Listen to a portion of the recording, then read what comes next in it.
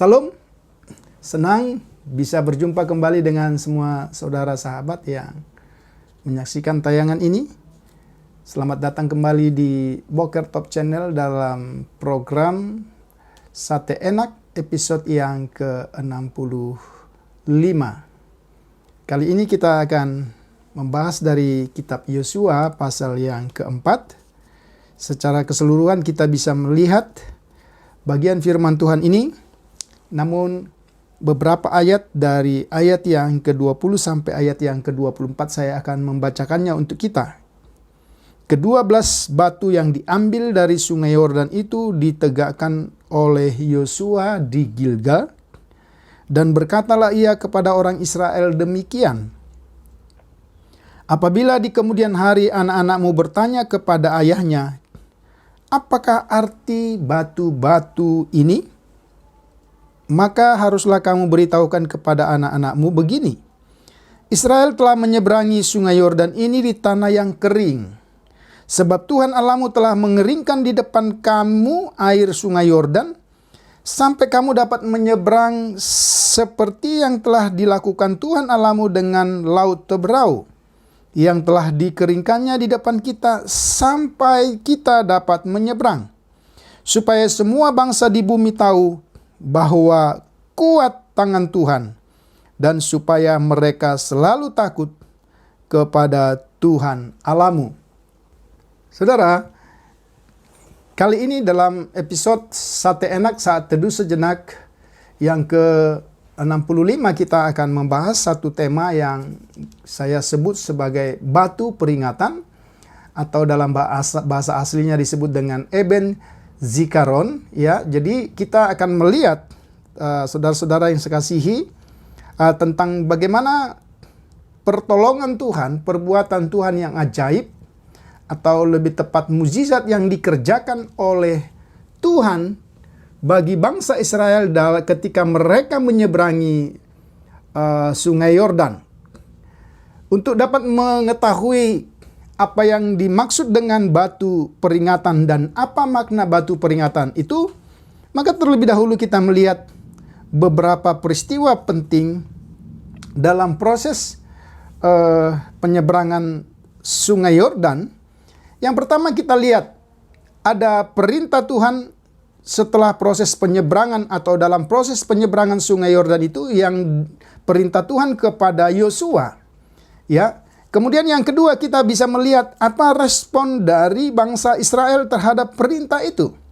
Karena dikatakan beberapa kali dalam pembacaan kita, selalu dikatakan bangsa Israel melakukan seperti yang diperintahkan Yosua, seperti yang difirmankan Tuhan, seperti yang difirmankan Tuhan. Nah, ini respon. Kemudian yang ketiga, di dalam pembacaan pasal 4 ini juga kita menemukan bagaimana Allah menepati janjinya kepada Yosua yang telah dia sampaikan dalam pasal yang ketiga, ayat yang ke-7, tentang bagaimana Tuhan meninggikan nama Yosua pada peristiwa penyeberangan sungai Yordan. Kemudian yang terakhir, atau yang terakhir, kita bisa melihat berakhirnya mukjizat penyeberangan sungai Yordan itu sama halnya ketika awal terjadinya mukjizat itu. Maka kita akan lihat yang pertama apa yang diperintahkan Tuhan, ya, supaya kita bisa mengerti makna dari batu peringatan itu sendiri, yaitu yang pertama supaya ke-12 orang sebagai wakil dari tiap-tiap suku, ya, mengambil masing-masing batu dari sungai Yordan di tempat kaki para imam pengangkut tabut dan mendirikan monumen dari batu itu di tempat mana mereka bermalam. Dikatakan dalam pembacaan tadi, Yosua mendirikan monumen itu di Gilgal, kota yang pertama mereka masuki di Kanaan. Selanjutnya, dalam pembacaan selanjutnya kalau kita membaca di dalam ayat-ayat yang ke-9 misalnya, bukan hanya 12 suku sebagai perwakilan untuk mengangkat batu dari dalam sungai, kemudian dijadikan peringatan. Sebaliknya Yosua sendiri juga mendirikan 12 batu di tengah-tengah sungai Yordan, tepat di bekas kaki tempat para imam pengangkut tabut itu berdiri. Artinya begini, ada 2 monumen yang berdiri bersama-sama. Yang pertama, di tengah-tengah sungai Yordan, di tempat kaki para pengangkut tabut itu berdiri waktu bangsa Israel melaluinya.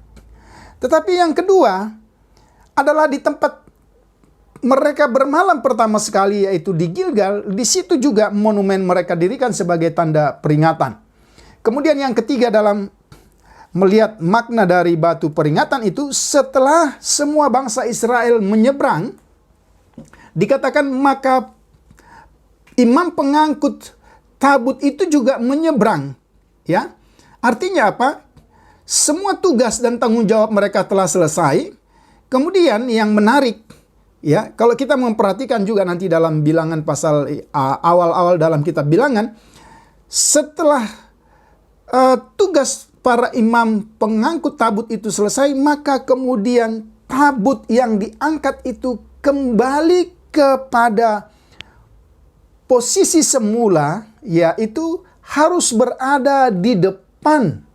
Kemudian dikatakan sesudah imam dan tabut itu diangkat, maka 40.000 tentara yang siap berperang mengikuti tabut itu. Itu yang bisa kita lihat. Kemudian yang keempat, di dalam ayat yang ke-14, di situ dijelaskan setelah peristiwa penyeberangan itu terjadi di depan semua bangsa Israel, maka Tuhan membesarkan nama Yosua. Sehingga nama Yosua begitu dihormati dan semua bangsa Israel takut kepada Yosua sebagaimana mereka juga takut kepada Musa hamba Tuhan yang telah mati itu. Itu yang keempat.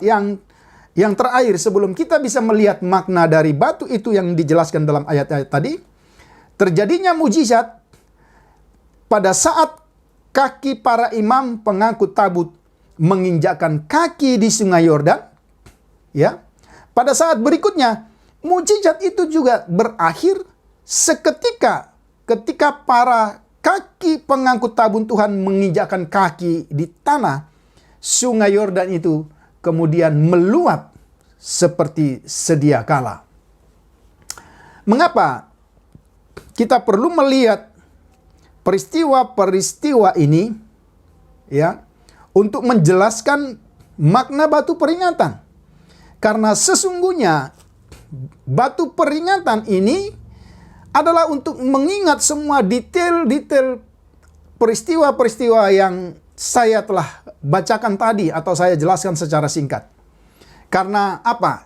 Kalau kita memperhatikan, yang pertama, makna dari batu peringatan itu ialah sebagai kesaksian atas perbuatan Tuhan pada generasi berikutnya dari bangsa Israel tentang penyeberangan sungai Yordan. Karena itu, ya, mereka sendiri harus paham, harus tahu betul detail peristiwa yang sesungguhnya itu terjadi, sehingga waktu mereka menyaksikan apa yang telah mereka alami, mukjizat yang mereka alami dari perbuatan Tuhan yang mengeringkan Sungai Yordan harus dapat mereka jelaskan kepada anak-anak mereka kelak sebagai satu kesaksian yang luar biasa. Ini sesuatu hal yang patut dipelajari. Semua perbuatan Tuhan yang dialami oleh satu generasi harus diteruskan. Apapun bukti-bukti peristiwa itu, dan salah satunya, hanya salah satu yang kita lihat dalam pembacaan ini, itulah yang disebut dengan monumen dari 12 batu yang didirikan atas perintah Tuhan. Banyak sekali yang bisa kita saksikan. Banyak sekali monumen-monumen dalam bentuk lain yang bisa kita buat.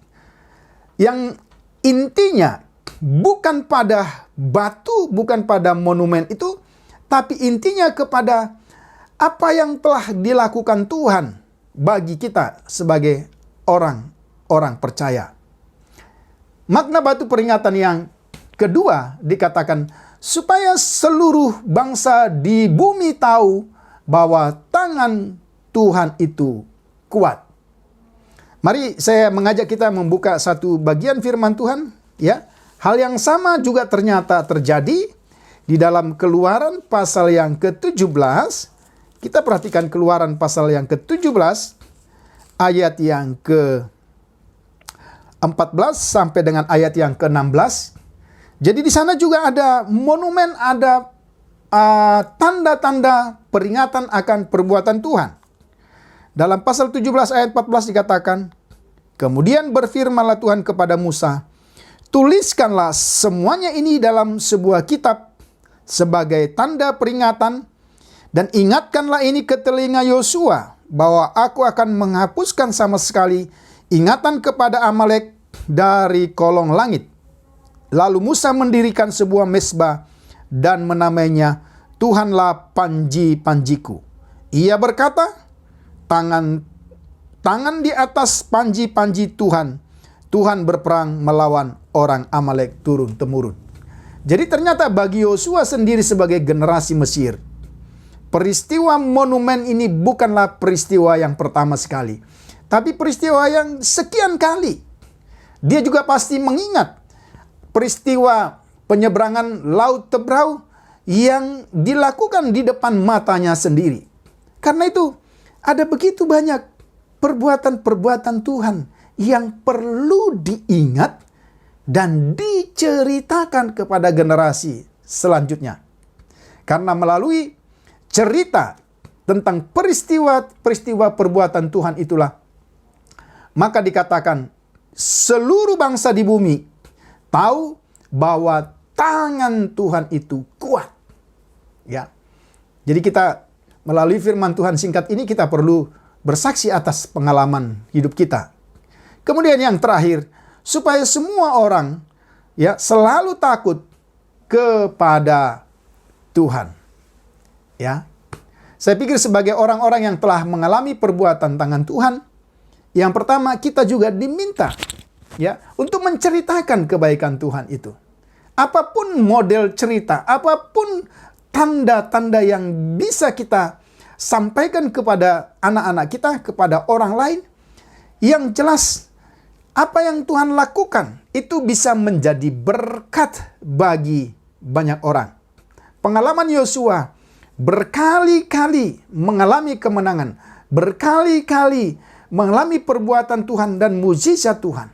Maka dalam pembacaan ini, apa yang dilakukan Yosua, tentu dia juga mengingat semua perbuatan Tuhan. Maka dikatakan, bukan hanya 12 suku ya yang membuat monumen, tapi Yosua sendiri membuat monumennya sendiri di tengah-tengah sungai Yordan, di mana mukjizat yang luar biasa itu terjadi. Mukjizat Tuhan akan semakin diketahui oleh banyak orang. Perbuatan tangan Tuhan akan semakin dialami oleh banyak orang. Ketika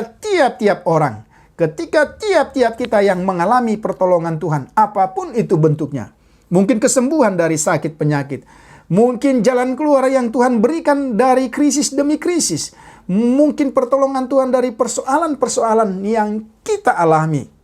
Ketika kita menceritakan itu kepada orang lain akan diberkati.